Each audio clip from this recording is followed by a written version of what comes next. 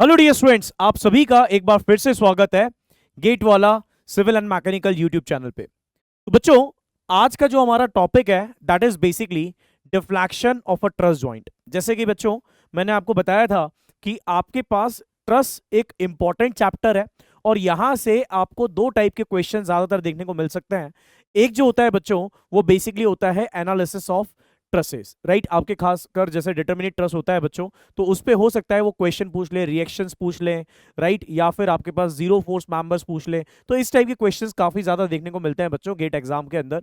और दूसरा, आपके पास जैसे हमने कुछ प्रीवियस ईयर क्वेश्चंस ऐसे भी देखे थे कि उनमें स्ट्रेसेस वैल्यू पूछ ली थी, बट स्ट्रेसेस वैल्यूज कैसे निकालोगे जब तक कि आपको फोर्स की वैल्यू नहीं पता, तो आप स्ट्रेस कैसे निकालोगे, राइट। तो कहीं ना कहीं वो मैथड ऑफ जॉइंट और मैथड ऑफ सेक्शन पे बेस्ड क्वेश्चन थे, और साथ ही साथ बच्चों जीरो फोर्स मेंबर कंसेप्ट पे। दूसरा जो इंपॉर्टेंट पार्ट होता है बच्चों that is basically deflection of a truss joint. आपका जो ट्रस जॉइंट है उसका डिफ्लेक्शन कैसे निकालें, इस पर भी आपको क्वेश्चन मिलने की प्रोबेबिलिटी ज्यादा होती है। तो बच्चों, आज हम इस पर्टिकुलर चैप्टर पे या इस पर्टिकुलर टॉपिक पे इन डिटेल में डिस्कशन करने वाले हैं। चलिए तो स्टार्ट करते हैं बच्चों इस पर्टिकुलर टॉपिक को। तो आज के लेक्चर के अंदर हम दो चीज कवर करेंगे। एक, हम समझेंगे कि basically deflection of a truss joint हम निकालते कैसे हैं, और दूसरा, इससे रिलेटेड प्रॉब्लम्स को भी हम डिस्कस करेंगे ताकि हमें यह समझ में आ सके कि सर इसे अप्लाई कैसे करा जाए, यानी इसकी एप्लीकेशन कैसी होगी। ठीक है, तो चलिए बच्चों इस चीज को समझते हैं इन डिटेल में। तो बात आती है बच्चों deflection of a truss joint की। तो बच्चों यूजुअली हमारे पास अगर एक ट्रस जॉइंट का डिस्प्लेसमेंट या डिफ्लेक्शन निकालना है तो मेरे पास दो टाइप की अप्रोच होती है। एक होती है बच्चों जिसे हम बोलते हैं यूनिट लोड मेथड या मैक्सवेल रेसिप्रोकल मेथड या स्ट्रेन एनर्जी मेथड, और ये एक ऐसी मेथड है जो कि फोर्स मेथड पे बेस्ड है। और दूसरा जो अप्रोच होता है वो अप्रोच होता है बच्चों हमारे पास डिस्प्लेसमेंट मेथड या स्टिफनेस मेथड, राइट। बट वो पर्टिकुलर मेथड से बहुत ही रेयर चांसेस हैं कि आपको गेट के अंदर क्वेश्चन मिले, और अभी तक तो बच्चों वैसा कोई क्वेश्चन मिला भी नहीं है, राइट। बट बात आती है unit load method, Maxwell reciprocal method या फिर स्ट्रेन एनर्जी मेथड, इससे क्वेश्चन मिलने के चांसेस ज्यादा हैं और हमें इस पर्टिकुलर मेथड को इन डिटेल में सीखना होगा। और इसके अंदर क्या वेरिएशन आते हैं वो भी मैं आपको इन डिटेल में सिखाऊंगा, और साथ ही साथ हम क्वेश्चन में भी एप्लीकेशन देखेंगे जी। ठीक है, तो आइए बच्चों हम लोग समझते हैं unit load method, Maxwell reciprocal method और स्ट्रेन एनर्जी मेथड। मान लीजिए कि मेरे पास ये एक ट्रस है बच्चों, let us consider this is a truss. मान लेते हैं बच्चों ये हमारे पास एक ट्रस है जिसका ये वाला सपोर्ट बच्चों एक हिंज सपोर्ट है, और ये सपोर्ट हमारे पास एक रोलर सपोर्ट है। This is just an example, है ना। हम एक फॉर्मूला या थ्योरी समझने की कोशिश कर रहे हैं, फिर इसके बाद एप्लीकेशन देखेंगे सीधे। Let us consider this particular support is A and this support is B, और ये पर्टिकुलर जॉइंट बच्चों हमारे पास है सी। लेट अस कंसीडर कि हमारे जॉइंट सी पर यहां पर दो लोड प्रेजेंट है और दोनों की वैल्यू हमारे पास है बच्चों, let us consider P and P. आपसे बोला गया find out the displacement of joint C but in horizontal direction. इसका मतलब है आपसे बोला गया है आपको निकालना है delta C in horizontal direction. Horizontal direction में जॉइंट सी का डिस्प्लेसमेंट कितना होगा। डेल्टा का मतलब लीनियर डिस्प्लेसमेंट, सी का मतलब जिस पॉइंट के बारे में बात कर रहे हैं बच्चों, और ये एच जो सफिक्स है वो बेसिकली आपको बताएगा डायरेक्शन। अगर ये वी होता दैट मींस वर्टिकल, एच है मतलब हॉरिजॉन्टल। तो हमें ये चीज फाइंड आउट करनी है, और यहां पर बच्चों हमारे पास सभी मेंबर की जो लेंथ दे रखी है that is L L L. ठीक है, तो आपको क्या करना है, आपको जॉइंट सी का डिस्प्लेसमेंट निकालना है हॉरिजॉन्टल डायरेक्शन में क्या होगा। तो बच्चों सबसे पहली स्टेप क्या होगी हमारे पास, सबसे पहली स्टेप होगी कि हमारे पास जो भी स्ट्रक्चर गिवन है उस गिवन स्ट्रक्चर पे जो भी लोडिंग लगी हुई है उस लोडिंग के कारण सभी मेंबर के अंदर आप क्या करिए, फोर्स को फाइंड आउट कर लीजिए। सभी मेंबर के अंदर फोर्सेस को फाइंड आउट कर लीजिए। तो यहां पर पहला स्टेप है find the forces in all the members using method of joint for the given load system. यानी आप क्या करिए, आप मेथड ऑफ जॉइंट लगाइए और सभी मेंबर के अंदर फोर्सेस को फाइंड कर लीजिए by using method of joint, right. और यहां पर किसके कारण बच्चों? Due to given load system, जो भी आपके पास लोडिंग दी हुई है उसके कारण। तो मान लेते हैं बच्चों कि अगर हमने जो लोडिंग दी हुई थी बच्चों, उस लोडिंग के कारण सभी मेंबर में हमारे पास फोर्स आ गया है, और late us consider this particular force is F force. तो ये हो जाएगा बच्चों एफ ए सी, ये हो जाएगा एफ बी सी, और ये हो जाएगा बच्चों एफ ए बी। ये सभी मेंबर के अंदर हमने फोर्सेस को फाइंड कर लिया by using method of joint due to given load system. ठीक है, जो भी लोडिंग दी थी उसके कारण हमने सभी मेंबर में फोर्स निकाल लिया। इस चीज को यहां पे हम ड्रॉ भी कर देते हैं। ये हमारे पास लोडिंग दी हुई थी बच्चों। अब होता यह है कि जब भी आप बच्चों, जैसे यहां पे रिप्रेजेंटेशन हम क्या यूज कर रहे हैं? एफ। तो हर एक मेंबर के लिए हमने एफ यूज करा है बच्चों। तो जब हम कलेक्टिवली इन सभी फोर्सेस को एक साथ बोलते हैं तो इसे बोलते हैं सिस्टम ऑफ फोर्सेस, राइट। हम सिंगल फोर्स की बात नहीं कर रहे हैं, हम बात कर रहे हैं कलेक्टिवली सभी फोर्सेस की। तो इसको हम बोलेंगे एफ सिस्टम ऑफ फोर्स या एफ फोर्स सिस्टम, राइट। तो इसको हमने क्या कर लिया? फाइंड आउट कर लिया, और ये हमारा क्या हो गया बच्चों? एफ फोर्स सिस्टम, या फिर इसको लिख सकते हैं बच्चों एफ सिस्टम ऑफ फोर्स। ये हमारा पहला स्टेप है। सेकेंड स्टेप में आपको क्या करना है बच्चों? जो भी लोडिंग आपके पास एक्सटर्नली अप्लाइड है ट्रस के ऊपर, उस लोडिंग को हटा दीजिए। उस लोडिंग को आप क्या करिए? रिमूव कर दीजिए। और रिमूव करने के बाद आप उसी पॉइंट पे यूनिट लोड को लगाएं जिस पॉइंट का आपको डिस्प्लेसमेंट चाहिए और जिस डायरेक्शन में चाहिए। इसका मतलब है आपके पास जो ट्रस था उसमें जो भी एक्सटर्नल लोडिंग थी उसे हम हटा देंगे, और यूनिट लोड अप्लाई करेंगे बच्चों उसी पॉइंट पे। जैसे हमारा पॉइंट जो था वो सी था, सी पॉइंट पे हम यूनिट लोड अप्लाई करेंगे, और किस डायरेक्शन में? हॉरिजॉन्टल डायरेक्शन में। और फिर से सभी मेंबर के अंदर हम फोर्सेस निकालेंगे bye using method of joint, और उस पर्टिकुलर मेंबर फोर्सेस को हम बोलेंगे बच्चों के फोर्स सिस्टम या के सिस्टम ऑफ फोर्स। क्लियर है? तो सेकंड स्टेप हमारी क्या होगी जी? सेकंड स्टेप है बच्चों remove given loading and apply unit load to the joint where deflection is required in the direction of desired deflection. Find forces in all the members. यानी जितने भी मेंबर हैं उन सभी मेंबर में फोर्स को निकाल लीजिए।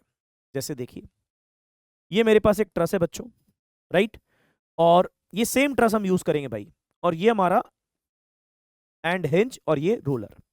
Late us consider this is A, this is B and this is C. यही पॉइंट था।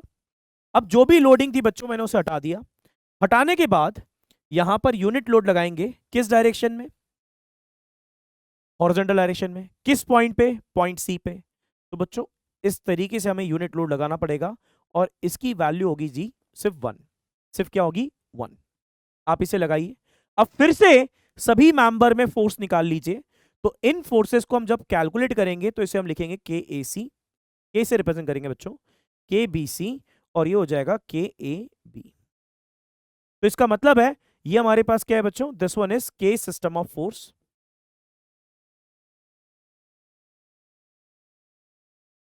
या फिर के फोर्स सिस्टम।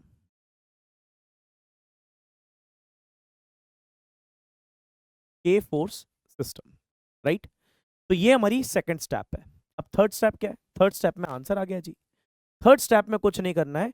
हमारा जो डिफ्लेक्शन होगा delta C H, it is nothing as it is summation of F into K force into L upon A, और ये हो जाएगा बच्चों आई इज इक्वल टू 1 से लेके आई इज इक्वल टू एन तक, राइट। तो इसका मतलब है हमें निकालना है एफ आई के आई, और इसको एल आई भी दे दीजिए बच्चों, राइट।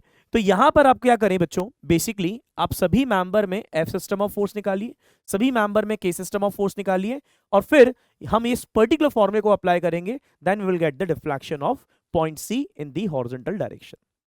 ऐसे ही बच्चों अगर आपको किसी दूसरे जॉइंट का डिस्प्लेसमेंट निकालना है then you have to apply the same approach.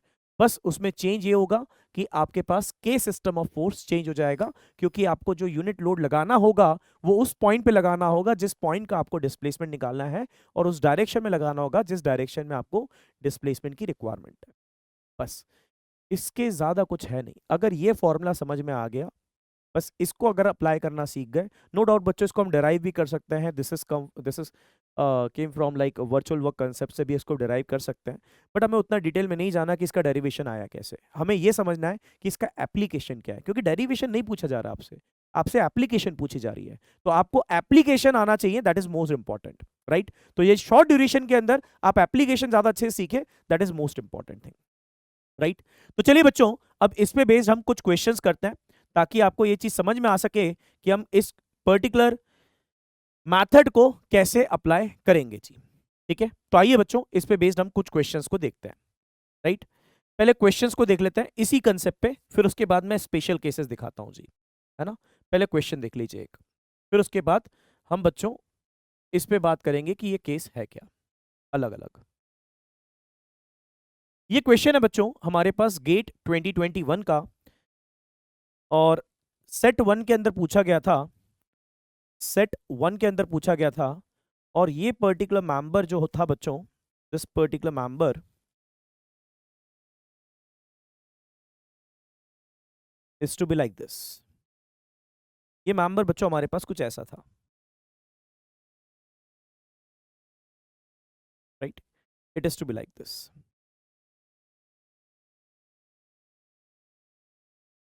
है ना जी। अब आपसे बोला गया था, क्या बोला गया था देख लीजिए। बोला गया है बच्चों अ ट्रस EFGH, ये हमारे पास एक ट्रस है which is shown in the figure, in which all the members have same axial rigidity. Axial rigidity का मतलब क्या होता है बच्चों, AE की value.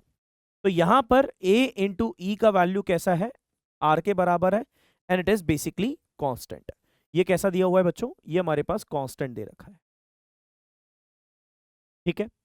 In the figure P is the magnitude of external horizontal force. यहां पे P जो है बच्चों वो एक्सटर्नल हॉरिजॉन्टल फोर्स है, acting at point F and at point G, यहां पर एक्ट कर रहा है, ठीक है।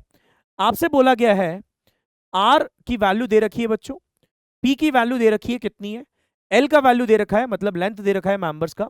आपसे पूछा गया है the magnitude of horizontal displacement of joint G, यानी जो जॉइंट G है उसका हॉरिजॉन्टल डिस्प्लेसमेंट का वैल्यू कितना होगा, राइट। इस जॉइंट G का हॉरिजॉन्टल डिस्प्लेसमेंट कितना होगा, ये हमें फाइंड आउट करना है।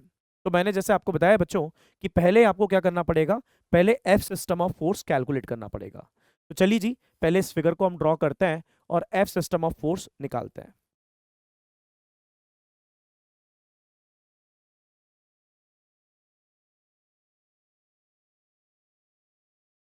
ये हमारे पास बच्चों रोलर है, this particular load is P, और ये लोड भी हमारे पास क्या दे रखा है बच्चों, P, ठीक है। मैं पॉइंट मार्क कर लेता हूं बच्चों, EFG, this is EFG and this one is H, EFGH। और ये हमारे पास P है बच्चों, ये लेंथ हमारे पास L है, ये लेंथ L है, ये भी लेंथ L है, और ये भी लेंथ L है, राइट। ये दे रखा है बच्चों, ठीक है। अब आइए जी इसको सॉल्व करते हैं। सबसे पहले हमें क्या करना पड़ेगा बच्चों, सबसे पहले मुझे यहाँ पे F सिस्टम ऑफ फोर्स निकालना पड़ेगा। सो let us consider this is V reaction, ये हमारे पास VH रिएक्शन है, और ये हमारे पास बच्चों HE रिएक्शन है, ठीक है। तो हम यहाँ पे यूज करते हैं बच्चों स्टैटिक इक्विलिब्रियम इक्वेशन। तो हम लोग यूज कर सकते हैं स्टैटिक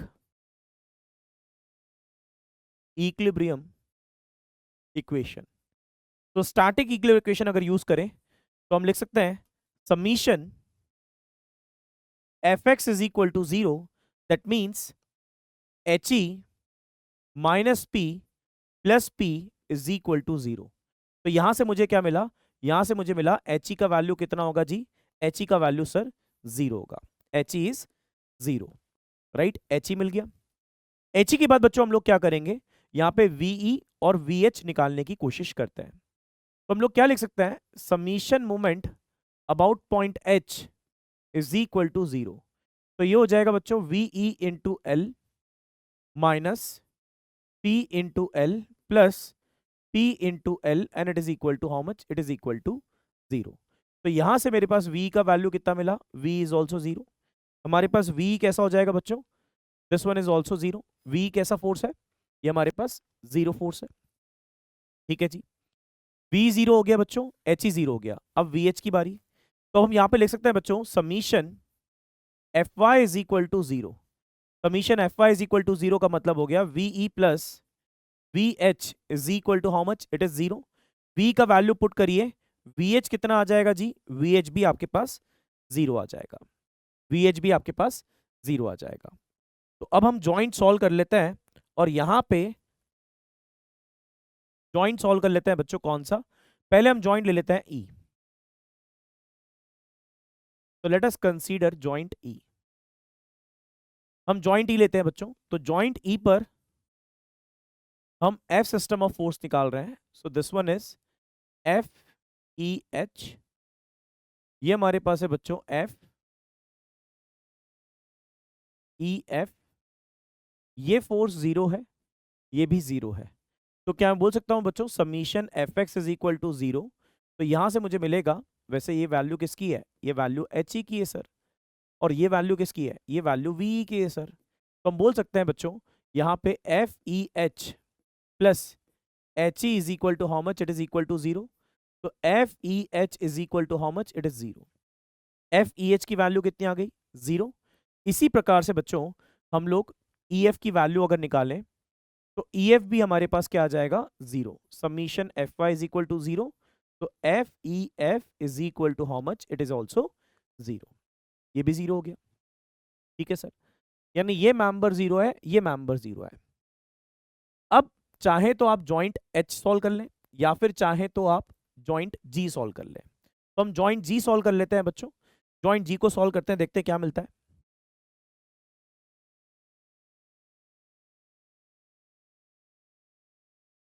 तो लेट अस कंसीडर जॉइंट जी।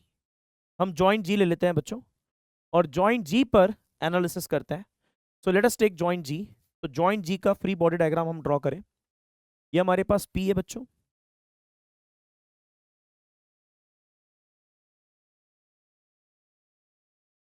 जॉइंट जी पे ये हमारे पास पी है।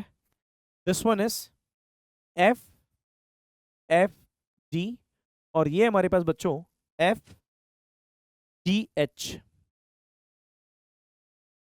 ठीक है, हम यहां पे बोल सकते हैं summation F X is equal to 0।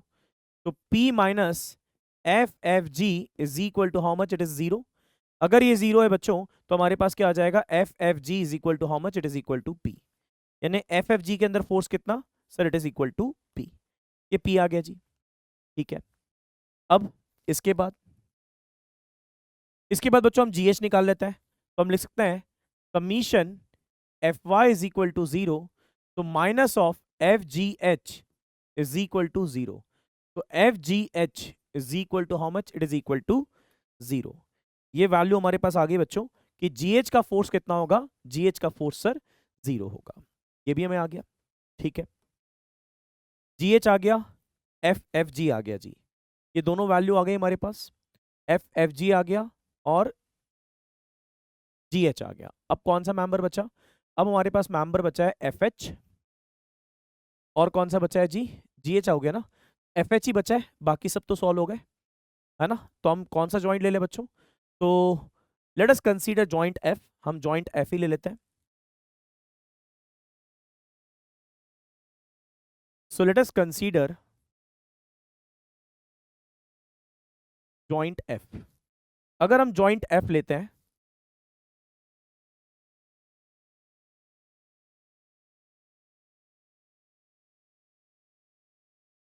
Then the FBD will be like this, है ना। फ्री बॉडी डायग्राम बच्चों कुछ ऐसा होगा। ये हमारे पास फोर्स है P, और ये बच्चों हमारे पास एफ एफ जी, ये है बच्चों हमारे पास F F H, F F H, और ये हमारे पास फोर्स है बच्चों F F E, F F E. ठीक है, और ये एंगल हमारे पास क्या है बच्चों, दिस वन इज थीटा। वैसे हम जानते हैं ये थीटा एंगल कितना होगा, ये हमारे पास 45 डिग्री का एंगल है यार, क्योंकि एल एल दिया था ना, 45 होगा। मुझे ये वैल्यू निकालनी है। क्या निकालना है, ये वैल्यू निकालनी है। क्या मेरे पास एफ ई का वैल्यू है, 0 है, तो हम यहाँ पे क्या लिख सकते हैं, summation F Y is equal to 0। अगर मैं समीशन एफ वाई 0 लिखूं तो ये हो जाएगा minus of F F E minus of F F H sine 45 degree is equal to 0। तो यहां से मुझे क्या मिलेगा बच्चों, F F H is equal to how much, it is equal to 0।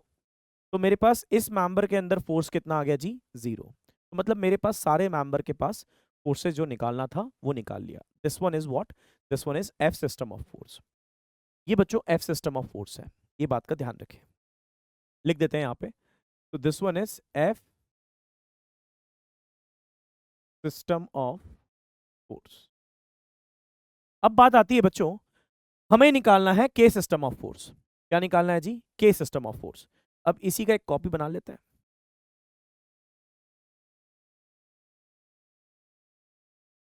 अब हमें निकालना है जी के सिस्टम ऑफ फोर्स, यानी इससे हटाएंगे, यहां लिखेंगे जी के, तो हम के सिस्टम ऑफ फोर्स निकाल रहे हैं। इसको रिमूव करेंगे, इसकी जरूरत नहीं है, इसे रिमूव करेंगे, और यहां पे लिखेंगे बच्चों हम लोग 1, and this value is what, F. ठीक है, इसे हटा देते हैं बच्चों, इसकी जरूरत नहीं है अब। अब एक बात देखो आप, वैसे तो एनालिसिस 2 मिनट में अब हो जाएगी, इसमें ज़्यादा कुछ बचा नहीं, बट बात यह है कि हमें एक प्रोसीजर को फॉलो करना है, और प्रोसीजर से चीज़ों को सीखना है कि सर प्रोसीजर के अकॉर्डिंग हम इसको कैसे सॉल्व करें। तो मैं वो आपको समझाने की कोशिश करूंगा, अदरवाइज ये आंसर तो आ जाएगा जी, आंसर में कुछ भी नहीं है अब, है ना। बात करें बच्चों यहाँ पर, मेरे पास जो जॉइंट जी है ना, जैसा मैं देख पा रहा हूँ कि मुझे प्रोडक्ट लेना था summation F K L upon ए का। तो एफ सिस्टम ऑफ फोर्स, अगर मैक्सिमम नंबर ऑफ मेंबर्स के पास 0 है, तो उसके अगर आप के सिस्टम ऑफ फोर्स निकालते हो तो उससे कोई फायदा नहीं होने वाला। इसलिए नहीं होने वाला क्योंकि उनका प्रोडक्ट लोगे तो अल्टीमेटली वैल्यू कितनी आएगी, 0, है ना। तो बात ये आती है कि सर हमें समझ में नहीं आया अभी भी, तो हम एक काम करते हैं बच्चों, हम लोग पूरी एनालिसिस करते हैं, और फिर जब मैं टेबल के अंदर बनाऊंगा तो आपको ये समझाऊंगा कि फिर करना क्या चाहिए, ताकि आपका एनालिसिस शॉर्ट हो जाए। ठीक है, तो यहाँ पे बच्चों हम लोग वापस से क्या यूज करेंगे, हम लोग एक काम करते हैं, हम लोग डायरेक्टली जॉइंट से सॉल्व कर लेते हैं बच्चों। यहाँ पे अभी स्टैटिक इक्विलिब्रियम इक्वेशन नहीं लगा रहा हूँ, तो देखिएगा बच्चों, मैं कंसिडर कर रहा हूँ जॉइंट जी, जॉइंट जी कंसिडर कर लेते हैं, और जॉइंट जी से हम लोग फोर्स निकाल लेते हैं बच्चों, किस में, एफ जी में और जी एच में। तो ये हमारे पास 1 है, ये हमारे पास क्या है जी, एफ एफ जी, और ये हमारे पास क्या है जी, एफ जी एच। तो this one is 1 and this one is के एफ जी, और ये हमारे पास आ गया बच्चों के सिस्टम ऑफ फोर्स, तो के जी एच। अब क्या यूज करें, अगेन जॉइंट इक्विलिब्रियम इक्वेशन, तो हम बोल सकते हैं summation F X is equal to 0, तो 1 minus K F G is equal to 0। तो यहां से के एफ जी का वैल्यू कितना आ गया, के एफ जी का वैल्यू 1 है, के एफ जी का वैल्यू कितना है बच्चों, 1 है। फिर उसके बाद अगर हम लिखें summation F Y is equal to 0, तो ये हो जाएगा minus of K G H is equal to 0, तो K G H is equal to 0। ये आ गया आपके पास, ये सॉल्व हो गया, ये सॉल्व हो गया। अब इस जॉइंट पे चलते हैं, एफ जॉइंट पे। सो let us consider joint F. Joint F पे अगर बच्चों हम फ्री बॉडी डायग्राम ड्रॉ करें, तो हमारे पास है के एफ जी, फिर के एफ ई और के एफ एच। तो ये वैल्यू हमारे पास है बच्चों K F G and it is equal to 1, ये हमारे पास 1 है। ये हो जाएगा बच्चों के एफ एच, और ये वैल्यू हो जाएगा हमारे पास के F E, and this angle is 45 degree, ये 45 डिग्री है जी। ये वैल्यू आपके पास 1 है। सबसे पहले हम ले लेते हैं बच्चों summation F X is equal to 0, तो क्या आ जाएगा K F G plus K F H cos 45 degree and it is equal to 0। तो ये हो जाएगा K F G plus F H, हमारे पास एफ जी का वैल्यू 1 है, यहाँ पे एफ जी का वैल्यू 1 प्लेस करते हैं, plus K F H into sine 45, that means 1/√2 and it should be equal to 0। तो यहां से मेरे पास क्या आएगा बच्चों, K F H is equal to -√2। ये हमारे पास आ गया बच्चों -√2। क्लियर है, ये आ गया। अब क्या निकालना है हमें, एफ ई निकालना है, तो एफ ई निकाल लेते हैं। हम क्या लिखेंगे बच्चों, summation F Y is equal to 0। If summation F Y is equal to 0 that means K F E minus में लेंगे उसे, और K F H sine 45 again it is minus, तो minus K F E minus K F H sine 45 degree and it should be equal to 0। ये किसके बराबर होगा बच्चों, 0 के बराबर। तो यहाँ पे एफ ई का वैल्यू हमारे पास कितना है, एफ ई का वैल्यू हमारे पास नहीं है जी, एफ एच का वैल्यू हमारे पास है -√2। बच्चों ये हो जाएगा K F E -√2 and multiply by 1/√2, it should B 0। Minus minus plus हो जाएगा जी, तो यहां से मेरे पास क्या आ जाएगा, K F E is also equal to 1। देख लीजिए भाई, ये नेगेटिव नेगेटिव पॉजिटिव, और इसको उधर ले जाइए, तो यहां से √2 से √2 कैंसिल, तो 1 आ जाएगा। तो आंसर आ गया एफ ई का। आपने एफ ई सॉल्व कर लिया, एफ एच सॉल्व कर लिया, एफ जी सॉल्व कर लिया, ये सॉल्व कर लिया जी एच। अब बचा कौन सा मेंबर बच्चों, बचा मेरे पास है ई एच मेंबर। क्या बचा है, ई एच मेंबर। तो हम क्या करते हैं बच्चों, जॉइंट एच ले लेते हैं।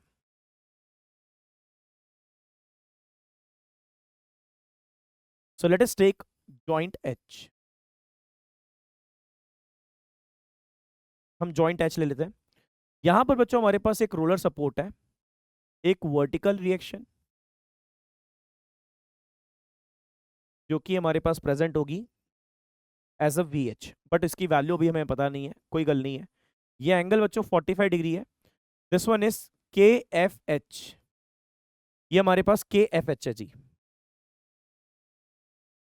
के एफ एच एंड के जी एच, और ये हॉरिजॉन्टल वाला कौन सा है बच्चों, के ई एच, के ई एच। अब हम क्या लिख सकते हैं, summation F X is equal to 0, तो ये हो जाएगा minus K E H minus K F H cos 45 degree and it should be equal to 0, ये हो जाएगा। तो हमारे पास ई एच का वैल्यू है क्या, नहीं है। एफ एच का वैल्यू है क्या, है सर, कितना है, -√2, प्लेस कर दीजिए। तो ये हो जाएगा बच्चों minus K E H minus √2 multiply by 1/√2 and it should be equal to 0। तो यहां से ई एच का वैल्यू कितना मिला, ई एच का वैल्यू 1 मिला जी। ई एच का वैल्यू कितना मिल गया हमें, 1 मिल गया। एफ ई का वैल्यू कितना मिल गया, 1 मिल गया। आ गया भाई, सॉल्व हो गया। अब कुछ नहीं करना, अब एक टेबल बनानी है। तो यहाँ पे एक टेबल बनाई है, यहाँ पे हम लिखेंगे बच्चों जो भी हमारे पास मेंबर है, फिर उसका एफ सिस्टम ऑफ फोर्स, उसका के सिस्टम ऑफ फोर्स, उसका लेंथ। और बच्चों जब भी ए और ई अगर कांस्टेंट है तो उसे टेबल में बनाने की जरूरत नहीं है, और यूजुअली वो आपको एरिया कांस्टेंट दे देता है। अगर नहीं देता है बच्चों तो आपको फिर उसको अलग से कैलकुलेट करना पड़ेगा, कैसे करना पड़ेगा ये बता दूंगा, ठीक है। तो यहां पर हमारे पास ए ई कांस्टेंट है, तो हम यहाँ पे क्या लिखेंगे बच्चों, this is member, this is F system of force, this one is के सिस्टम ऑफ फोर्स, ये हमारे पास एल है, और ये हो जाएगा बच्चों एफ के एल। यहां मेंबर कौन कौन से हैं जरा वो देख लेते हैं हम लोग बच्चों। हमारे पास मेंबर है ई एच ई एफ,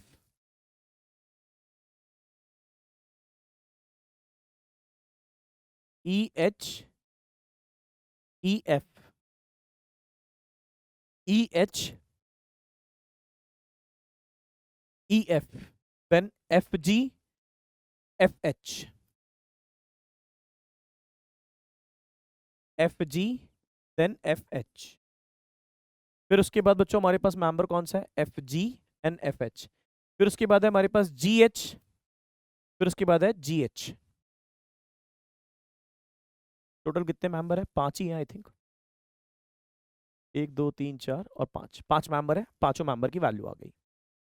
अब बच्चों सबसे पहले हम क्या लिखेंगे, एफ सिस्टम ऑफ फोर्स। तो एफ सिस्टम ऑफ फोर्स में अगर हम देखें तो हमारे पास ई एच वैल्यू 0 है, ई एफ 0 है, फिर एफ जी एक ऐसा मेंबर है जिसमें फोर्स प्रेजेंट है, एफ जी का मतलब ये वाला, बस इसी में फोर्स है, बाकी सब जीरो है। देखो ये जीरो, ये जीरो, ये जीरो और ये भी जीरो, तो एफ जी में हम पी लिख देते हैं,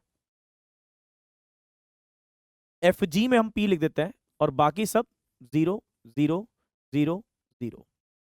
अब एक बात बताओ बच्चों, अब ये के सिस्टम ऑफ फोर्स में भली वैल्यू आ जाए, मुझे उससे कोई मतलब है क्या? नहीं, क्योंकि जब मैं इन तीनों का प्रोडक्ट लूंगा तो ये वैल्यू जीरो, ये वैल्यू भी जीरो, ये वैल्यू भी जीरो और ये वैल्यू भी जीरो।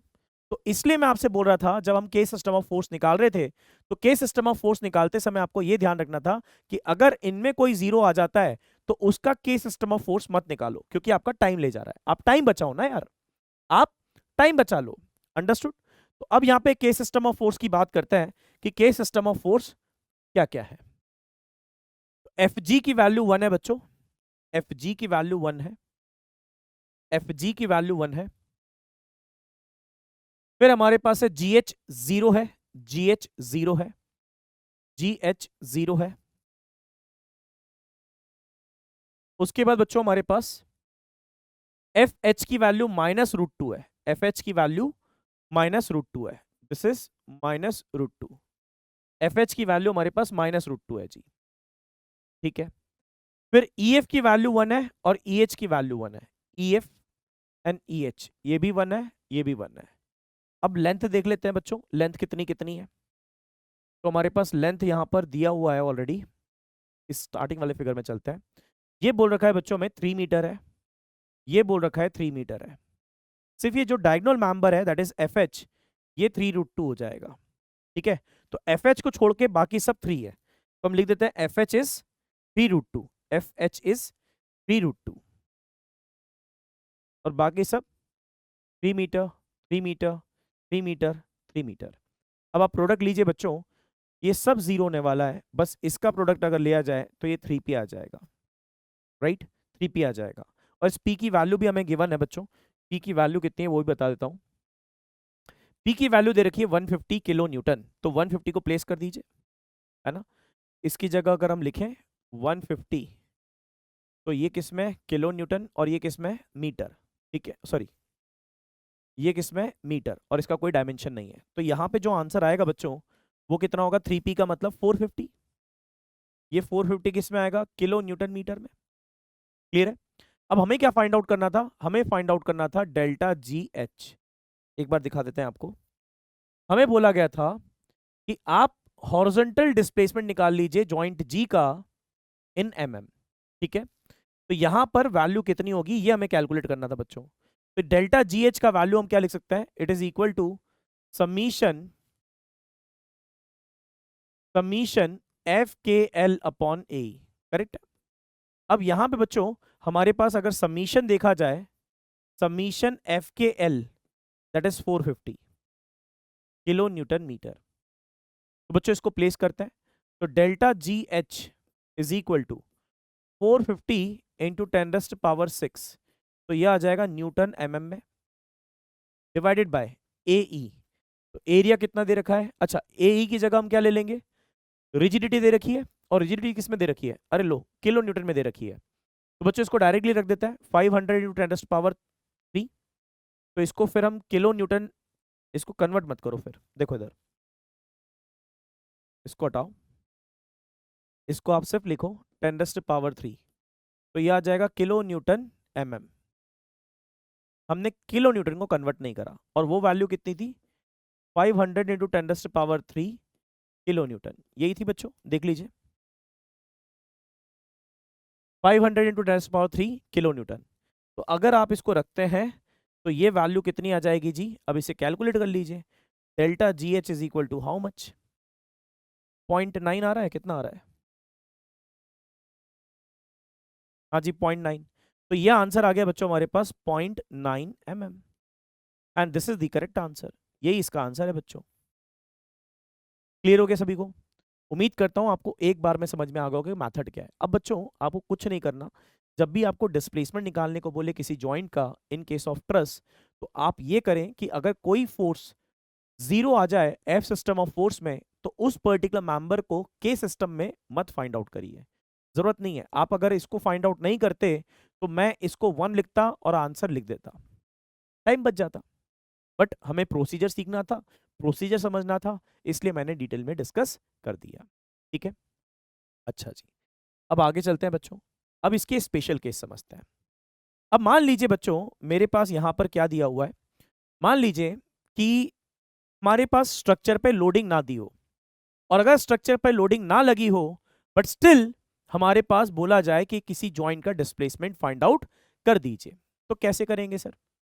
स्टिल हमें बोला जाए कि जॉइंट का डिस्प्लेसमेंट फाइंड आउट कर दीजिए। तो बात यह आती है बच्चों कि मान लीजिए आपके पास अगर डायरेक्ट चेंज इन लेंथ दे रखा है मेंबर्स का, जैसे मान लीजिए ये मेरे पास कोई एक ट्रस है, let us consider this is A, this is B and this is C, और बोला जाए कि ये इस पर्टिकुलर मेंबर के अंदर चेंज इन लेंथ है डेल्टा ए बी, इस मेंबर के अंदर चेंज इन लेंथ है डेल्टा ए सी, इस मेंबर के अंदर चेंज इन लेंथ नहीं दे रखी। तो अगर नहीं दे रखी है तो उसकी वैल्यू को कितना लेके चलना है? 0। अगर नहीं दिया है तो, अगर दिया है देन इट इज गुड, अगर नहीं दिया है तो 0 मानेंगे, सिंपल है। अब आपसे बोला जाए कि इस जॉइंट सी का फिर से डिस्प्लेसमेंट निकालिए इन हॉरिजॉन्टल डायरेक्शन, तो आपको क्या करना है? It is very simple. आपने लिखा था delta is equal to what, summation F K L upon A, ये लिखा था। बट अब आप यहाँ पे एफ सिस्टम ऑफ फोर्स तो निकाल नहीं सकते क्योंकि कोई लोडिंग है नहीं। तो बच्चों हम डेल्टा को क्या लिखेंगे? Delta is equal to summation, इसको हम लिखेंगे एफ एल अपॉन ए, और ये एफ एल अपॉन ए है क्या? Change in length of each and every member, हर एक मेंबर का इंडिविजुअल चेंज इन लेंथ है। तो इस एफ एल अपॉन ए को हम रिप्लेस कर देते हैं बच्चों डेल्टा से, तो इसको हम लिख सकते हैं डेल आई इंटू के आई। तो इस बार हमें ज्यादा मेहनत करने की जरूरत नहीं पड़ेगी, हमें सिर्फ क्या करना पड़ेगा, डेल आई को पता कर ले लीजिए और के सिस्टम ऑफ फोर्स निकालिए, जैसे हम प्रीवियस केस में कर रहे थे वैसे ही के सिस्टम ऑफ फोर्स निकालिए और आपका आंसर आ जाएगा। बड़ा सिंपल है बच्चों ये भी, राइट? तो इस केस में भी एक क्वेश्चन हम देखते हैं बच्चों, ठीक है, इसको कैसे अप्रोच करेंगे।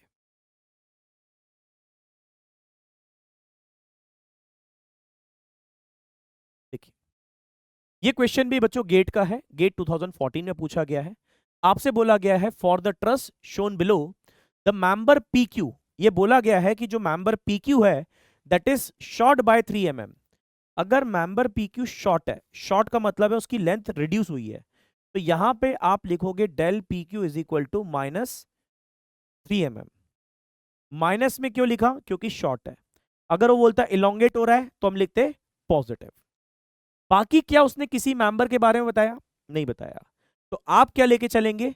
Change in length in member P R is equal to 0, change in length in member R Q it is equal to 0। आप इसको 0 लेके चलिए, ठीक है। अब करना क्या है? ये तो हमें डायरेक्टली दे रखा है, मतलब डेल आई की वैल्यू तो है। अब निकालना क्या है? सिर्फ के सिस्टम ऑफ फोर्स। तो आइए बच्चों, अब हम निकालते हैं के सिस्टम ऑफ फोर्स।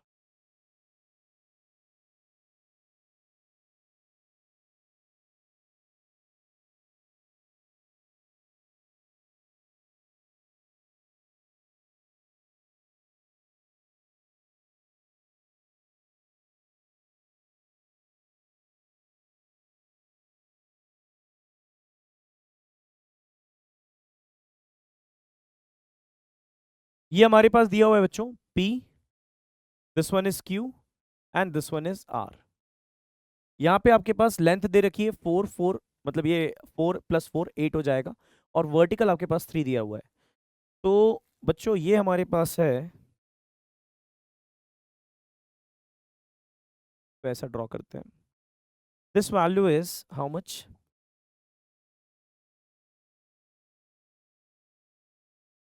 हाँ जी, ये वैल्यू हमारे पास दी है 4 मीटर, 4 मीटर, और वर्टिकल हाइट दे रखी थी बच्चों 3 मीटर। तो अगर ये 4 है 3 है तो ये कितना हो जाएगा? 5 मीटर, और ये भी कितना हो जाएगा? 5 मीटर। ठीक है, हमें निकालना है के सिस्टम ऑफ फोर्स। अब बोला क्या गया है कि हमें किस जॉइंट का डिस्प्लेसमेंट चाहिए? आर का डिस्प्लेसमेंट चाहिए। तो आर का डिस्प्लेसमेंट के लिए हमें क्या करना पड़ेगा? यहां पर लोड लगाना पड़ेगा, और किस डायरेक्शन में? वर्टिकल डायरेक्शन में। तो आप यूनिट लोड लगाइए at R in the vertical direction. अब वर्टिकल डाउनवर्ड लगा दीजिए, वर्टिकल अपवर्ड लगा दीजिए, दैट इज योर चॉइस। तो मैं यहाँ पे अपवर्ड लगा दे रहा हूँ बच्चों। ऐसा क्यों बोला कि आपकी चॉइस है? सिंपल सा रीजन है, आप इसे अपर ऊपर भी लगा सकते हैं, आप नीचे भी लगा सकते हैं। तो जो भी आंसर आपका आएगा ना एज अ डिस्प्लेसमेंट, अगर वो पॉजिटिव आ गया तो समझ जाइए आपने जो डायरेक्शन कंसिडर करी है वही डायरेक्शन में डिस्प्लेसमेंट हो रहा है। और अगर मान लीजिए नेगेटिव आ जाए तो इसका मतलब है जो आपने डायरेक्शन कंसिडर करी है यूनिट लोड की, उसके अपोजिट डायरेक्शन में डिस्प्लेसमेंट आ रहा है।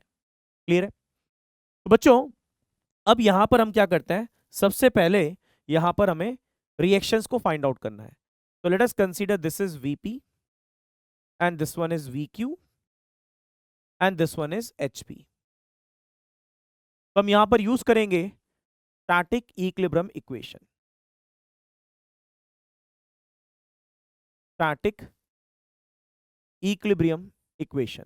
तो स्टैटिक इक्विलिब्रियम इक्वेशन अगर हम लिखे बच्चों, तो summation F X is equal to zero, that means H P is equal to how much? Zero. Then हम लिखेंगे summation F Y is equal to zero, तो ये हो जाएगा बच्चों VP plus V Q plus one is equal to zero. ये हो गया। अब इसके बाद हम क्या करें, इसके बाद हम लिख सकते हैं बच्चों summation moment about Q is equal to zero. Summation moment about Q is equal to zero, तो ये हो जाएगा वीपी इंटू कितना बच्चों? 8 मीटर है, plus 1 into 4 and it is equal to zero. तो यहां से मेरे पास वीपी कितना आ गया? -0.5। वीपी हमारे पास आएगा बच्चों -0.5। वीक्यू कितना? भाई ये हो जाएगा summation F Y is equal to zero, तो यहां पे आप रखिए वीपी की वैल्यू। वीपी कितना है? वीपी हमारे पास है -0.5 sir. VQ plus one is equal to zero, तो यहां से मेरे पास वीक्यू कितना आया? Again it is -0.5। तो हमारे पास ये दोनों वैल्यूज फाइंड हो गई। ठीक है, अब क्या करें बच्चों, अब आप चाहें तो जॉइंट पी सॉल्व कर लें, जॉइंट क्यू सॉल्व कर लें और फोर्सेस निकाल लें। ठीक है, तो आइए बच्चों हम लोग ले लेते हैं जॉइंट पी।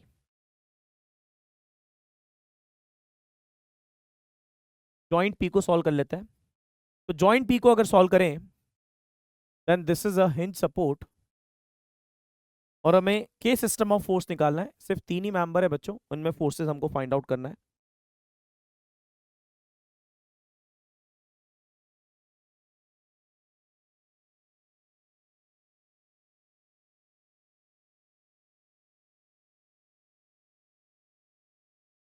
ठीक है, तो ये हमारे पास है बच्चों K P R and K P Q and this angle is theta. We don't know about this, अभी हमें एंगल नहीं पता, बट हाँ हमें डायमेंशन दे रखे हैं तो हम थीटा निकाल सकते हैं। सो K P R and K P Q, और यहां पर आपके पास है वीपी एंड एच पी। तो वीपी का वैल्यू हमें कितना दे रखा है? वीपी इज इक्वल टू -0.5, और एच पी हमारे पास दे रखा है बच्चों it is equal to zero. H P zero है जी।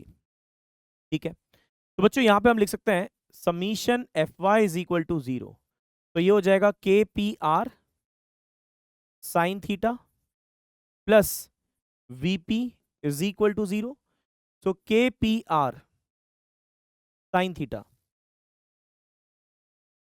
अगर ये एंगल थीटा है तो ये परपेंडिकुलर और ये हाइपोटेन्यूस, दैट मींस 3/5, और वीपी का वैल्यू है -0.5 which is equal to zero. ये इक्वल टू क्या हो जाएगा बच्चों? जीरो। तो यहां से के पी आर आ जाएगा क्या? K P R is equal to 0.5 into 5 divided by 3। तो K P R is equal to how much? तो इट इज 5/6, और ये कैसा आ रहा है? पॉजिटिव। ये वैल्यू आ रही है पॉजिटिव एंड इट इज 5/6। ये 5/6 आ गया बच्चों। अब हम क्या करेंगे, summation F X is equal to zero लिखते हैं। तो ये हो जाएगा K P Q plus K P R cos theta plus H P is equal to zero. H P हमारे पास जीरो है, पी आर की वैल्यू हम निकाल चुके हैं। पी आर की वैल्यू कितनी है जी? इट इज 5/6, और कॉस थीटा क्या हो जाएगा जी? कॉस थीटा हो जाएगा 4/5। It is 4/5। कैंसिल कर दीजिए। तो K P Q is equal to 2/3। अब देखा जाए तो हमारे पास जो चेंज इन लेंथ है वो तो सिर्फ के पी क्यू में है, हमें दूसरे मेंबर से तो मतलब ही नहीं है, हमें पी आर से मतलब ही क्या है, पी आर का फोर्स का रिक्वायरमेंट ही नहीं है। बट हम क्या कर रहे हैं, हम एक कंप्लीट प्रोसीजर को समझ रहे हैं, तो इसलिए मैं आपको पूरा का पूरा क्वेश्चन प्रॉपर वे में बताने की कोशिश कर रहा हूँ बच्चों कैसे सॉल्व होगा। राइट, तो के पी क्यू हमारे पास आ गया बच्चों। अब यहां पर आपने पी क्यू निकाल लिया, पी आर निकाल लिया, अब कौन सा मेंबर बचा है, अब ये मेंबर बचा है आर क्यू। आप चाहें तो आर क्यू को सॉल्व करें, अदरवाइज आर क्यू को भी छोड़ सकते हैं। तो अगर मैं छोड़ दूं तो क्या करूंगा दिखाता हूं।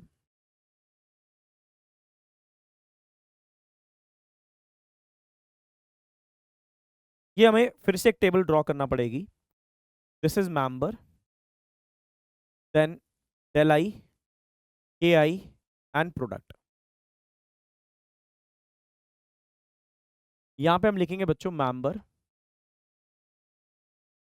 और ये हो जाएगा हमारे पास डेल आई, ये हो जाएगा हमारे पास के आई, और ये हो जाएगा बच्चों डेल आई के आई। ठीक है, तो मेंबर कौन सा है जी, मेंबर हमारे पास है P Q, P R and Q R.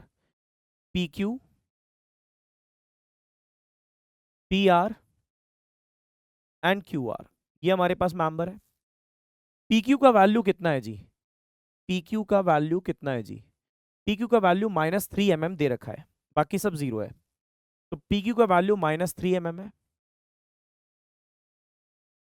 बाकी सब जीरो है। अब मुझे एक बात बताओ, आप इनका फोर्स कुछ भी लिख दो, उससे कोई फर्क पड़ेगा क्या, नहीं, क्योंकि अल्टीमेटली मुझे यहां पर वैल्यू कितने मिलने वाली है, जीरो। तो इसलिए मैं आपको बोल रहा था कि अगर ये वैल्यू निकालोगे नहीं तो भी काम चल जाता, हमें सिर्फ पीक्यू में फोर्स निकालना चाहिए था।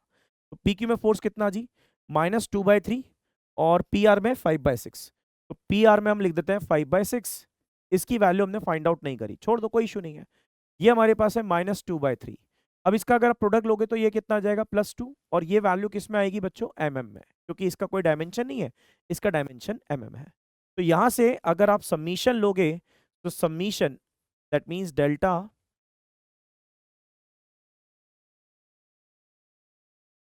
RV is what, it is summation del I K I, ये हो जाएगा, और ये किसके बराबर बच्चों, 2 mm। so the correct answer for this particular question is 2 mm। समझ में आ रहा है, इजी है, बहुत इजी है बच्चों, बस आपको कुछ नहीं करना है, आपको ये मेथड सीख लेनी है ताकि आपके पास एक कॉन्फिडेंस हो कि अगर मेरे पास ट्रस का डिफ्लेक्शन ऑफ जॉइंट का क्वेश्चन आया तो मैं बना जाऊंगा जी, उसमें कुछ भी नहीं है। राइट, क्लियर है सभी को, चलिए बहुत बढ़िया। तो आपको सेकंड कंसेप्ट भी समझ में आ गया अगर डायरेक्ट वैल्यू गिवन होगी तो। अब तीसरा केस जो होता है बच्चों, that is change in temperature, है ना, इसकी जरूरत नहीं है, ये हमने ऑलरेडी कर लिया, हटा देते हैं, इसको भी हटा देते हैं, है ना। अब ये जो केस है बच्चों, ये केस क्या है, deflection of truss joint due to change in temperature. अगर मान लीजिए चेंज इन टेम्परेचर हो रहा है, उसके कारण आपको डिस्प्लेसमेंट निकालना है, तो कैसे निकालेंगे। तो बच्चों अभी हमने देखा हमारा फॉर्मूला था del is equal to summation del I into K I, and I is equal to 1 to I is equal to N, ये था हमारे पास। अब यहां पे बच्चों मैं चेंज इन लेंथ को क्या लिख सकता हूं, क्या लिख सकता हूं, एल अल्फा डेल्टा टी। तो जिस भी मेंबर के अंदर अगर टेम्परेचर का चेंज है तो उसका डेल आई का वैल्यू मेरे पास होगा, और मैं उसका चेंज निकालूंगा, चेंज निकालने के बाद मेरे पास आंसर आ जाएगा जी। क्लियर है, तो इसका मतलब है मेरे पास डेल आ जाएगा, और डेल आ जाएगा तो यहां प्लेस करेंगे, हमारे पास डिस्प्लेसमेंट आ जाएगा। तो यह फॉर्मूला हमारा क्या हो जाएगा बच्चों, ये फॉर्मूला हमारा हो जाएगा delta is equal to summation I is equal to 1 to I is equal to N, और ये हो जाएगा बच्चों L alpha delta T bracket I into K I. Same procedure, आपको बस ये पता करना है कि चेंज इन टेम्परेचर के कारण किस मेंबर में चेंज इन लेंथ आई है, एक ये पता कर लो, दूसरा आप ये पता कर लो कि के सिस्टम ऑफ फोर्स कितना होगा। अगर आपने ये पता कर लिया आपका काम हो गया जी। क्लियर है, तो बच्चों हम इस पे बेस्ड एक क्वेश्चन करेंगे, बट इसके पहले एक कंसेप्ट और देख लीजिए। ये केस भी पॉसिबल है कि आपसे पूछ लिया जाए, बट इसके बाद एक कंडीशन और बनती है कि मान लीजिए आपके पास कंबाइंड इफेक्ट पूछ ले। कंबाइंड इफेक्ट का मतलब, सर टेम्परेचर भी है और लोडिंग भी है, दोनों चीज है। तो दोनों चीज अगर आ जाती है तो हमारे पास क्या होगा जी, तो उसको समझिए। तो बच्चों अगर मान लीजिए आपसे बोला गया डेल्टा, तो डेल्टा इज इक्वल टू हमारे पास बोला सकते हैं समीशन, हमने लिखा था डेल आई इंटू के आई। तो अब डेल आई को हम क्या लिख सकते हैं, डेल आई को हम लिखेंगे बच्चों लोडिंग भी है और टेम्परेचर भी है। तो पहले टेम्परेचर के कारण L alpha delta T plus loading के कारण F L upon A bracket bracket I into K आई। ये कॉम्बिनेशन आपका बनेगा और आपको इस तरीके से यहां पर दोनों वैल्यू फाइंड आउट करना पड़ेगी। मतलब एफ सिस्टम ऑफ फोर्स तो निकालना ही निकालना पड़ेगा, बट आपको ये change in length L alpha delta T भी निकालना पड़ेगा, और फिर उसका समीशन देन के आई सिस्टम, राइट। तो बच्चों वो जो कॉम्बिनेशन है, ये कॉम्बिनेशन ये बहुत रेयर है भाई, ये बहुत लेंदी क्वेश्चन हो जाता है, तो ये कॉम्बिनेशन बड़ा रेयर होगा आपके एग्जाम के लिए। बट हाँ, अगर चेंज इन टेम्परेचर है तो उस केस का क्वेश्चन आपके पास हो सकता है। जैसे ये केस जो है ना बच्चों, ये केस हो सकता है, ये केस आपसे पूछा जा सकता है, ये चेंज इन टेम्परेचर वाला क्वेश्चन है। तो अब इसको हम डिटेल में सॉल्व करते हैं, ये कितना है जी, है ना। और जहां तक मुझे याद आ रहा है बच्चों, ये वैल्यू में है ना कुछ गड़बड़ी थी, ये 0.76764 समथिंग आता है ना। बट मैं आपको कंसेप्ट समझाता हूँ, आप कंसेप्ट पे ध्यान दीजिए, ठीक है। क्या बोला गया है आपको बच्चों, आप चाहें तो पीवाईक्यू में चेक कर लीजिएगा, आपको मिल जाएगा। यहां बोला गया है बच्चों कि the right triangular truss is made of members having equal cross sectional area of this, cross sectional area दिया हुआ है, यंग्स मॉडुलस हमारे पास दिया हुआ है। चलिए इस प्रॉब्लम को स्टार्ट करते हैं बच्चों हम लोग। तो ये क्वेश्चन हमारे पास दिया हुआ है, बोला गया the member EJ and IJ of steel truss shown in the figure below are subjected to a temperature rise of 30 degree centigrade. अब देखो यार, मैंने आपको बताया था कि हमारे पास जो चेंज इन टेम्परेचर है उसके कारण हमारे मेंबर की लेंथ में इंक्रीज या डिक्रीज होगा। तो यहां पे जैसे बोला है कि 30 डिग्री सेंटीग्रेड से राइज हो रहा है, तो इसका मतलब है ईजे मेंबर की लेंथ बढ़ रही होगी और आईजे मेंबर की लेंथ बढ़ रही होगी। बाकी किसी के भी चेंज इन टेम्परेचर नहीं दिया है तो उसका चेंज इन लेंथ कितना लेंगे, 0। तो इसका मतलब है हमें जो फोर्स निकालना चाहिए वो फोर्स किसमें निकालना चाहिए, सिर्फ ईजे और आईजे में, बाकी किसी में एनालिसिस करने की जरूरत नहीं है। फिर बोला गया the coefficient of thermal expansion of steel is this, right. और बोला गया है the displacement of joint E, आपको ये बताना है कि जॉइंट ई का displacement relative to H, joint E का displacement with respect to H along the H E direction क्या होगा। मतलब जैसे मान लो बच्चों ये पर्टिकुलर पॉइंट ई 10 mm से ऊपर गया अलोंग एच ई, और ये 5 mm से ऊपर गया अलोंग एच ई, तो इसका मतलब है अगर मैं इसका डिस्प्लेसमेंट निकालूं विथ रिस्पेक्ट टू एच तो कितना आ जाएगा, 10 - 5 दैट इज 5। क्लियर है। चलिए जी, तो इसको सॉल्व करना है बच्चों में, और इसे सॉल्व करने के लिए अब हमें 2 बार एनालिसिस करना पड़ेगी। एक बार हमें जॉइंट ई का डिस्प्लेसमेंट निकालना पड़ेगा और एक बार जॉइंट एच का डिस्प्लेसमेंट निकालना पड़ेगा। तो हम निकालते हैं बच्चों, पहले हम जॉइंट ई का डिस्प्लेसमेंट निकालते हैं। तो जॉइंट ई का डिस्प्लेसमेंट निकालने के लिए क्या करें, यूनिट लोड लगा दीजिए जॉइंट ई पर, ठीक है। तो दिस इज 1, और किस डायरेक्शन में, अलोंग एच ई। तो अलोंग एच ई का मतलब ये हो गया बच्चों, ये एंगल हमारे पास कितना होगा, ये हमारे पास लेंथ दिया हुआ है बच्चों 3000 mm,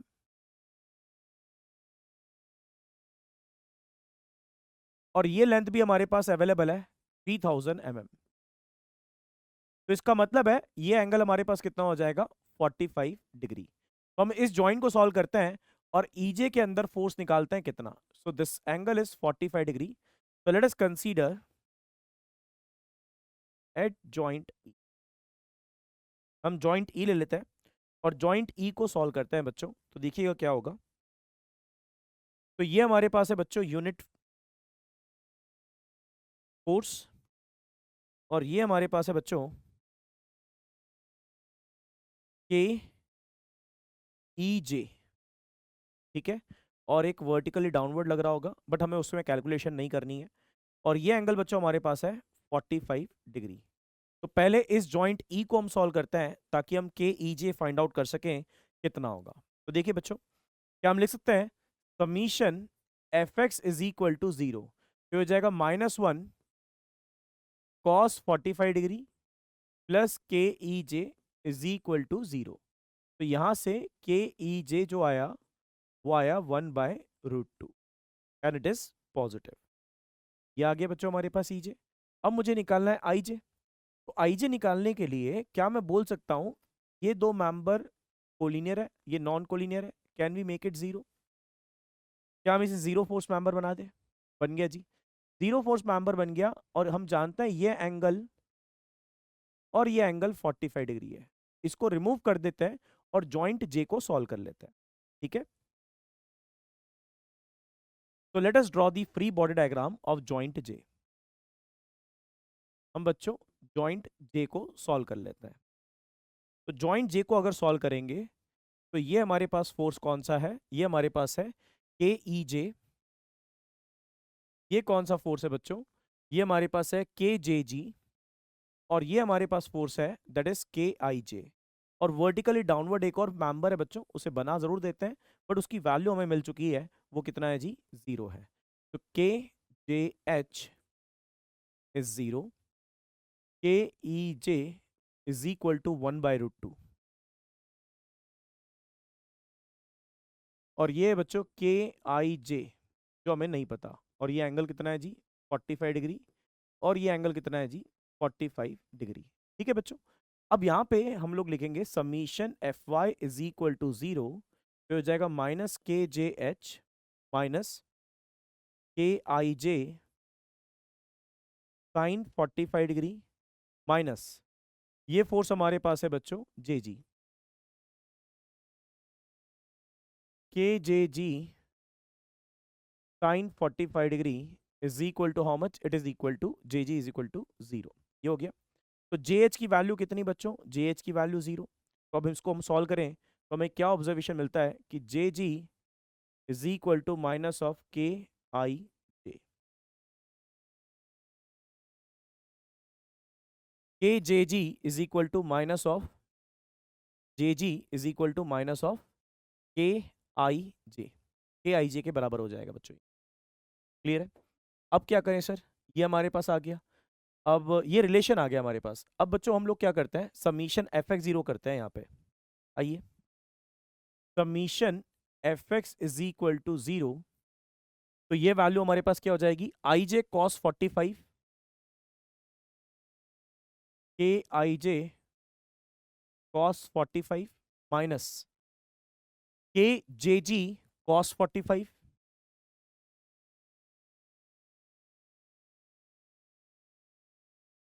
and minus 1/√2 and it should be equal to 0, right? It should be equal to 0.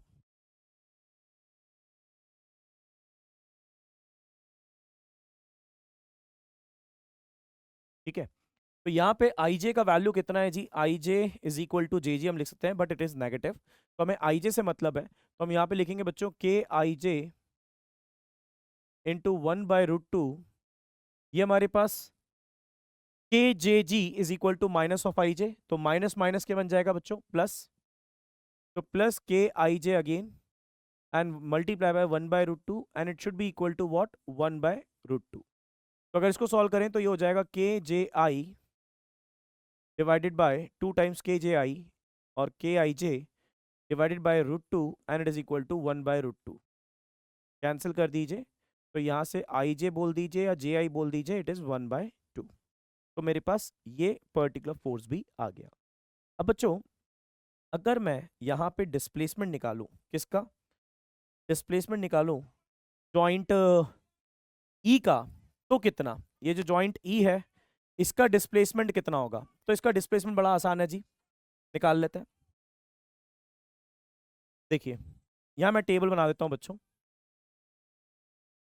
यहाँ पे हम लिखेंगे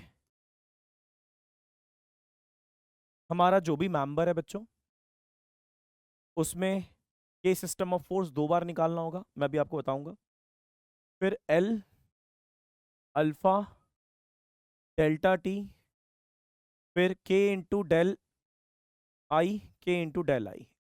तो ये हमें करना है। अब मैं आपको दिखाता हूँ ये क्या है बच्चों। ठीक है, तो यहाँ पे आपको लिखना होगा जी मेंबर, जो भी मेंबर आप निकाल रहे हैं मेंबर का फोर्स। फिर के आई सिस्टम, ये भी के आई बच्चों, बट इसको हम ऐसा लिख देते हैं चलो,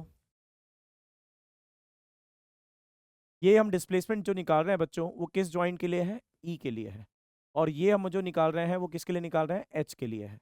ये हमारे पास हो गया एल अल्फा डेल्टा टी। तो अब अगर हम ये प्रोडक्ट लें बच्चों, के डेल, और अगर हम ये लें, अच्छा डेल्टा हमने निकाला नहीं है, यहाँ पे डेल्टा भी निकाल लीजिए। तो delta is equal to what, पहले वो निकाल लीजिए, डेल आई लिख दीजिए। फिर यहाँ पे बच्चों हमारे पास दो वैल्यूज और आएंगी। एक वैल्यू होगी जो डिस्प्लेसमेंट बताएगी किसका, जॉइंट ई का, और एक डिस्प्लेसमेंट बताएगी जॉइंट एच का। तो अभी हमने जॉइंट ई का डिस्प्लेसमेंट ही निकाल पाए हैं, तो ये बच्चों हमारे पास हो जाएगा के ई इंटू डेल्टा, और ये हो जाएगा के एच इंटू डेल्टा। तो इस केस में अगर हम देखें बच्चों तो हमारे पास दो ही मेंबर है जिसे हमें एनालाइज करना है, ईजे एंड आईजे। ईजे के अंदर जो फोर्स आ रहा है बच्चों, जब यूनिट लोड किस पे लगा हुआ था, यूनिट लोड ई पे लगा हुआ था। तो जब यूनिट लोड ई पे लगा हुआ है, यूनिट लोड ई पे लगा हुआ है, तो ईजे में 1/√2 फोर्स है, और आईजे में 1/2 है। ईजे में 1/√2 और आईजे में 1/2। लेंथ का वैल्यू अगर हम बात करें बच्चों, तो ईजे कितना, ईजे हमारे पास 3000 है, आईजे 3000√2 हो जाएगा, राइट। तो दिस वन इज 3000 mm, और ये हो जाएगा 3000√2। एल की वैल्यू, अरे यार इसको इधर शिफ्ट कर दीजिए,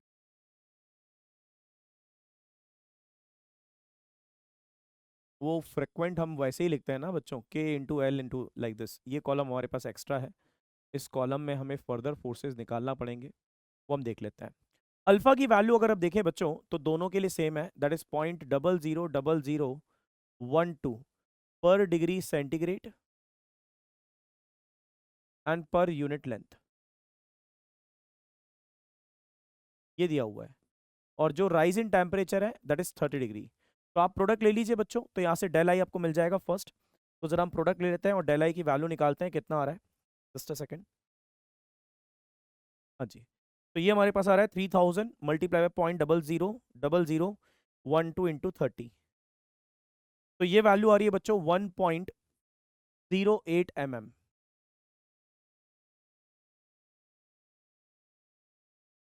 1.08 mm। दूसरा वैल्यू आ रहा है बच्चों हमारे पास 3000 इंटू √2 इंटू 0.000012 इंटू 30। तो दूसरा वैल्यू आ रहा है बच्चों 1.5273, ये आ रहा है बच्चों। ये हमारे पास एल अल्फा डेल्टा टी इसका, और इसका एल अल्फा डेल्टा टी ये रहा। अब बच्चों हम प्रोडक्ट लेंगे this and this and this and this, ताकि हमें क्या मिल जाए, K E into delta for EJ member and IJ member. तो निकाल लेते हैं बच्चों, 1.08 डिवाइडेड बाय √2, तो दिस वन इज 0.7636 आ रहा है, मैं इसको 4 लिख दे रहा हूँ। फिर इसको लीजिए बच्चों, 1.5273 डिवाइडेड बाई 2, तो ये भी वैल्यू सेम है, 0.764 लिख देते हैं, ठीक है। वैसे आ रहा है 0.7636 समथिंग, तो मैं इसको राउंड फिगर कर दे रहा हूँ बच्चों। तो ये तो डिस्प्लेसमेंट किसका हो गया, ये हमारे पास आ गया डेल ई, जो नेट डिस्प्लेसमेंट है, this is summation del into K E, right. And this value will be 1.52 something, रुक जी, 0.764 मल्टीप्लाई बाय 2 कर देते हैं, तो दिस वन इज 1.528 mm। ये किसका डिस्प्लेसमेंट है, ये डिस्प्लेसमेंट है जॉइंट ई का। अब मुझे डिस्प्लेसमेंट चाहिए जॉइंट एच का, कैसे निकालेंगे। अब यूनिट लोड लगाएंगे बच्चों कहाँ पर, एच पे। अगर यूनिट लोड लगाएंगे एच पे तो मुझे फोर्स निकालना पड़ेगा ईजे में और आईजे में। तो यहाँ पर ये फोर्स लगा है at an angle of 45 degree, तो this particular value of force is 0, क्योंकि इस पर्टिकुलर जॉइंट पे कोई भी यहाँ पर आपके पास एक्सटर्नल फोर्स है ही नहीं। तो यहाँ पर ना कोई एक्सटर्नल लोडिंग है ना कोई एक्सटर्नल सपोर्ट रिएक्शन है, दोनों मेंबर नॉन कोलिनियर है, तो दोनों में फोर्स 0। तो ईजे तो 0 आ गया भाई, ईजे 0 आ गया। अगर ईजे 0 है तो ये वाला वैल्यू 0 है। अब आईजे निकाल लेते हैं, आईजे कितना। तो बच्चों आईजे निकालने के लिए हमें इस जॉइंट को पहले सॉल्व करना पड़ेगा। तो let us consider joint H.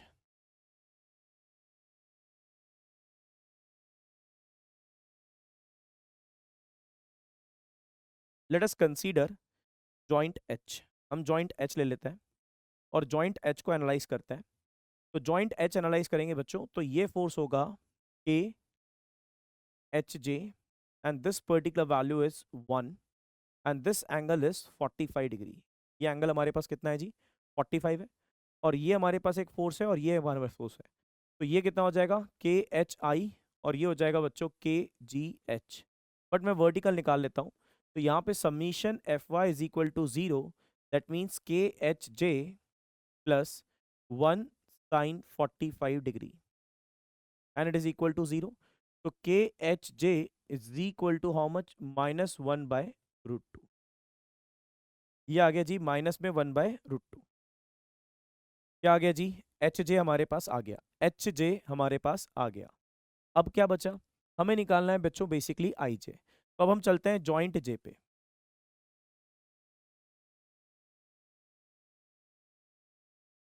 Joint जे पे चलें, तो जॉइंट जे पे ये मेंबर 0 हो चुका है, उसे रिमूव कर देते हैं। तो हमारी एनालिसिस में सिर्फ 3 मेंबर बचेंगे, 1 2 और ये 3। ठीक है। और ये एंगल हमारे पास ऑलरेडी नोन है बच्चों, दिस एंगल इज 45 डिग्री। और ये मेंबर भी हमारे पास है, तो इसको हम लिख देते हैं के ई जे इज 0, के जे जी, देन के जे एच, देन के जे आई। ठीक है। अब यहाँ पे जे एच का वैल्यू हमारे पास कितना जी? जे एच का वैल्यू है -1/√2। जे एच का वैल्यू है -1/√2 और इसका वैल्यू 0 है। अब हमें जे आई निकालना है, तो सबसे पहले क्या ले लें? Summation F X is equal to 0। तो क्या आ जाएगा? J I cos 45 degree minus K J G cos 45 degree and it is equal to 0। तो ये हो जाएगा K J I is equal to K J जी। ये आ गया। अब बच्चों क्या करेंगे हम लोग? समीशन एफ वाई 0 लिखते हैं ताकि जे आई का फोर्स आ जाए। तो summation F Y is equal to 0, that means minus of K J H. ये 0 है बच्चों, इसलिए इसको इक्वेशन में नहीं लिखा है। ठीक है। तो के जे एच माइनस में के J H minus K J G sine 45 degree minus K J I sine 45 degree and it is equal to how much? It is equal to 0। अब बच्चों जे आई और जे जी सेम है, मतलब ये दोनों सेम है। अगर ये दोनों सेम है, इसकी वैल्यू कितनी जी? इसकी वैल्यू हमारे पास है माइनस में 1/√2, तो माइनस माइनस क्या हो जाएगा? प्लस 1/√2। और ये वैल्यू जे जी को मैं जे आई लिख सकता हूं, तो ये हो जाएगा ट्वाइस के जे आई साइन 45 को 1/√2 and it is equal to 0। तो यहां से अगर आप सॉल्व करते हैं तो जे आई की वैल्यू कितनी आती है? 1/2। तो आपके पास जे आई आ गया 1/2। अब आप देखिए, अगर आपका आई जे या जे आई 1/2 आया है, so this multiply by this is equal to 0.764। ठीक है। तो इसका मतलब है displacement of point H is equal to summation K H into delta. और ये वैल्यू आ रही है बच्चों हमारे पास 0.764, और दोनों वैल्यू कैसी आ रही है? पॉजिटिव। अगर दोनों वैल्यू पॉजिटिव आ रही है, इसका मतलब जॉइंट ई का भी डिस्प्लेसमेंट इस डायरेक्शन में हो रहा है और जॉइंट एच का भी डिस्प्लेसमेंट इस डायरेक्शन में हो रहा है। तो हमें क्या पूछा गया था? हमें पूछा गया था रिलेटिव निकाल दीजिए। तो रिलेटिव का मतलब है del E with respect to H. तो यहां पे हम लिखेंगे del E minus del H. तो डेल ई कितना बच्चों? 1.528 और एच कितना? 0.764। इसको अगर सॉल्व करते हैं तो आंसर आता है 0.764 mm। सो इनमें से कौन सा ऑप्शन सही है जी? C is the correct answer for this particular problem. Clear है? तो अब आपको ये तीनों केसेस, जो तीनों चीज थी बच्चों, वो अब आपको इन डिटेल में समझ में आ चुकी होगी। मैंने आपको डिस्प्लेसमेंट के पहले थ्योरी के बारे में बताया, फिर बच्चों मैंने आपको ये समझाया कि हमारे पास मेथड कैसी है, फिर हमने ये समझा कि हमारे पास बेसिकली डिस्प्लेसमेंट अगर लोडिंग से निकालना है तो कैसे निकालें, फिर अगर डायरेक्ट दिया है तो कैसे निकालें, और फिर अगर हमारे पास चेंज इन टेम्परेचर है तो कैसे निकालें। हमने तीनों केसेस पे 3 टाइप के प्रॉब्लम देख लिए। तो उम्मीद करता हूं कि आपको ये चीज समझ में आई होगी। अब आप इससे रिलेटेड फर्दर क्वेश्चन को लगाइए, प्रैक्टिस करिए बच्चों डिस्प्लेसमेंट पे, और आप गेट में स्कोर कर पाएंगे, राइट। तो बच्चों यही टॉपिक है जो आपके ट्रस्ट से इंपॉर्टेंट थे, जो कि मैंने आपको कल के लेक्चर में बताया था कि हमारे पास method of joint, method of section, ये थोड़ा सा इंपॉर्टेंट था, जीरो फोर्स मेंबर इंपॉर्टेंट था, तो ये अब जो डिस्प्लेसमेंट है ये भी इंपॉर्टेंट है, इसको आप करिए और प्रैक्टिस करिए। तो thank you so much, let's close the session, let's meet in the next class और टुमारो, राइट। तो थैंक यू सो मच बच्चों, आप सभी का एक बार फिर से धन्यवाद जी। ठीक है बच्चों, bye bye and take care.